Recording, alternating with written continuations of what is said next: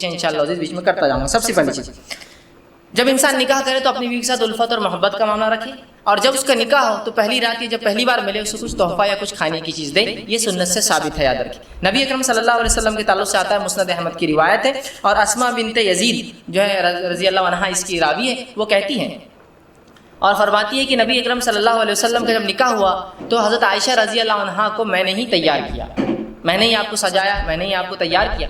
جب میں نے آپ کو تیار کیا اور اس کے بعد یہ کہلوا بھیجا نبی اکرم صلی اللہ علیہ وسلم کہ عائشہ تیار ہے، نبی اکرم صلی اللہ علیہ وسلم ان کے پاس آئے، آپ کو ایک دودھ کا پیالہ دیا گیا، رسول اکرم صلی اللہ علیہ وسلم نے اس دودھ کے پیالے سے دودھ پیا اور پھر اس پیالے کو عائشہ کی طرف بڑھا دیا رضی اللہ عنہا۔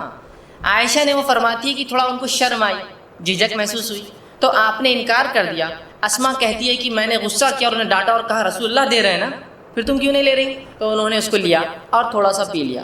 اس کے بعد رسول اکرم صلی اللہ علیہ وسلم نے فرمایا تم لوگ بھی پیو، اور بھی عورتیں بیٹھی تھی، چونکہ عائشہ رضی اللہ عورتوں میں تھی اور ظاہر سی بات ہے وہ عورتیں پردے میں تھی، تو کہا تم عورتیں بھی پیو، ٹھیک ہے۔ تو انہوں نے کہا اللہ کے رسول صلی اللہ علیہ وسلم آپ پہلے پی لے، زیادہ بہتر ہوگا۔ پھر رسول اللہ نے دوسری بار پھر پیا، اس کو پی کر جو آپ نے پھر عورت جو اسماء رضی اللہ عنہا کو دیا۔ وہ کہتی ہے کہ میں نے وہ گلاس لیا اور اس کو میں پلٹانے لگی، گھمانے لگی، تاکہ میں بھی وہیں ہونٹ لگاؤں جہاں رسول اکرم صلی اللہ علیہ وسلم نے ہونٹ لگایا تھا۔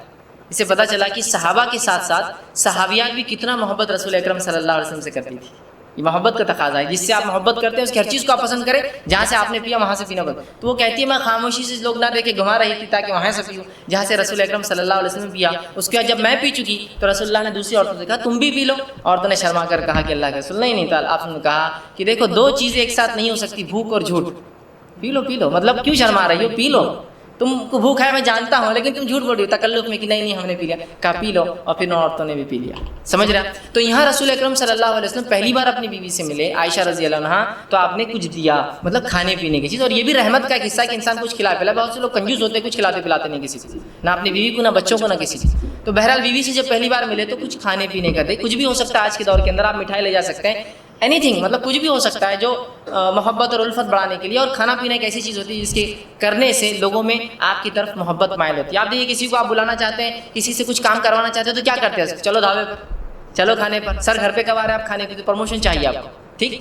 تو بہرحال کھانا ایک وہ ہے۔ تو یہاں شریعت نے کہا بیوی سے بھی الفت محبت کرو۔ تو پہلی بار جب آپ بیوی سے ملے تو چونکہ ہم بستری شروع ہوتی ہے اسی عمل کے بعد، اس لیے میں اس کو بھی رکھ رہا ہوں، تو کھلائے پلائے کچھ دے، اور یہ کچھ بھی ہو سکتا ہے، آپ کے علاقے، سماج، ماحول کے اعتبار سے چیزیں ایکس وائی زیڈ بدل سکتی ہیں، ٹھیک ہے، بہرحال تو کچھ نہ کچھ کرے۔ دوسری چیز، جب بیوی سے پہلی بار خلوت مطلب علیحدگی میں جہاں کوئی آپ کو نہ دیکھ رہا ہو، جب خلوت میں ملاقات ہو، تو آپ صلی اللہ علیہ وسلم نے فرمایا کہ جب خلوت میں بیوی سے پہلی بار ملے، اور یہ عمل ایک بار کے لیے ہے صرف جو اب میں عمل بیان کر رہا ہوں، تو آپ نے فرمایا کہ جب ملے تو بسم اللہ کہے، اللہ کا نام لے، اور بیوی کا جو سر کا سامنے کا حصہ ہوتا ہے بالوں کا، ٹھیک، اس کو اپنے سیدھے ہاتھ سے پکڑے، ٹھیک، سیدھے ہاتھ سے پکڑے، سامنے کا سر کا جو بالوں کا حصہ ہوتا ہے ان بالوں کو سیدھے ہاتھ سے پکڑے، ٹھیک ہے، لیکن تکلیف دینی مطلب پکڑنا، آپ ظاہر سے اگر جمے ہیں تو ہاتھ رکھیں، کھلے ہیں تو پکڑنا اچھی بات ہے، آپ نے حدیث میں آتا آپ نے پکڑا اس کو، ٹھیک، یا آپ کھول بھی سکتے ہیں، اس میں کیا مسئلہ، بہرحال تو اس کو پکڑے، اور پکڑنے کے بعد اللہ کا نام لے اور ایک دعا کرے، جو کہ نبی اکرم صلی اللہ علیہ وسلم نے اس دعا جو ابو داؤد اور ابن ماجہ کی روایت ہے، یہ دعا کرے، اور یہ دعا صرف ایک بار کرنا ہے آپ کو جب آپ خلوت میں پہلی بار اپنی بیوی سے ملیں گے، ہم بستری سے پہلے یاد رکھیں،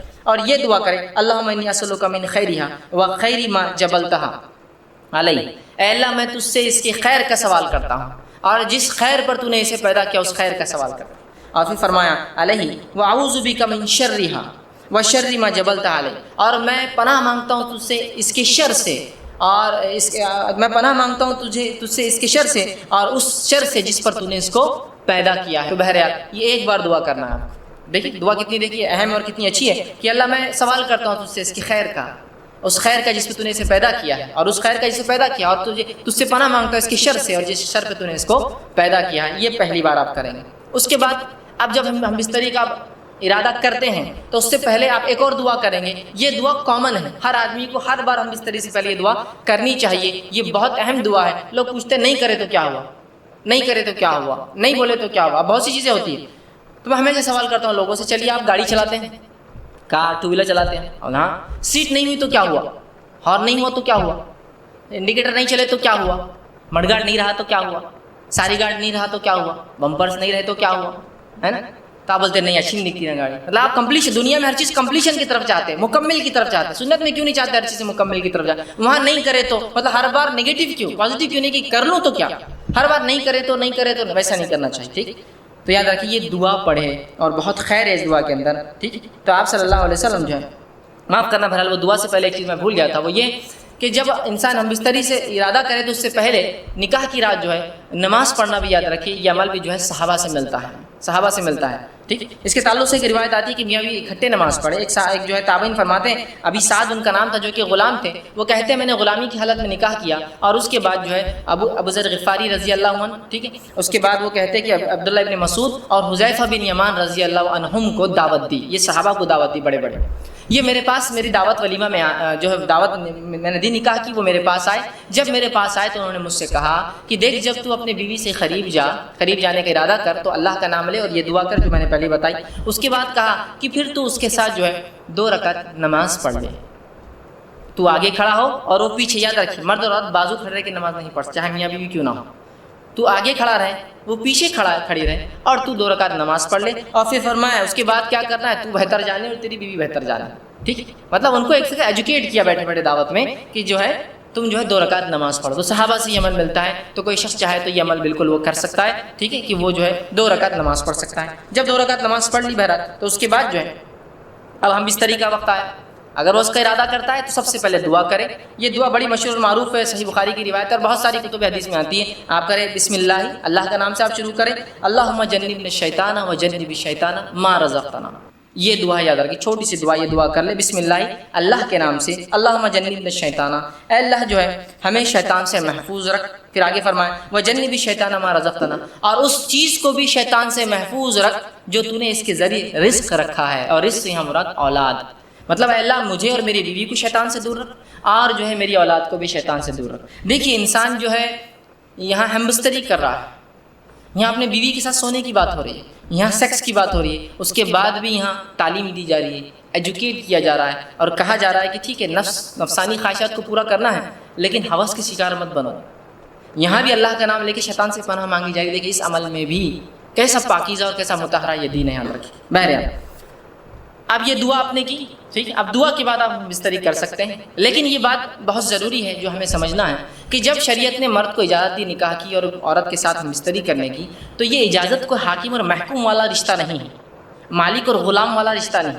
سمجھ رہے ہیں بات؟ ورنہ ہوتا ہے کہ جب یہ موقع انسان کو مل جاتا ہے مرد کو پہلی بار, تو وہ بالکل ایک عورت کو اپنا شکار سمجھتا ہے. ہر آدمی ایسا نہیں ہوتا, لیکن کچھ لوگ ہوتے ہیں ایسے. وہ سمجھتا ہے وہ شکار ہے اور میں آقا ہوں اور یہ غلام ہے, میں حاکم ہوں اور یہ میری محکوم ہے. ٹھیک, اور لہٰذا وہ اس پر ٹوٹ پڑتا ہے جانوروں کی طرح.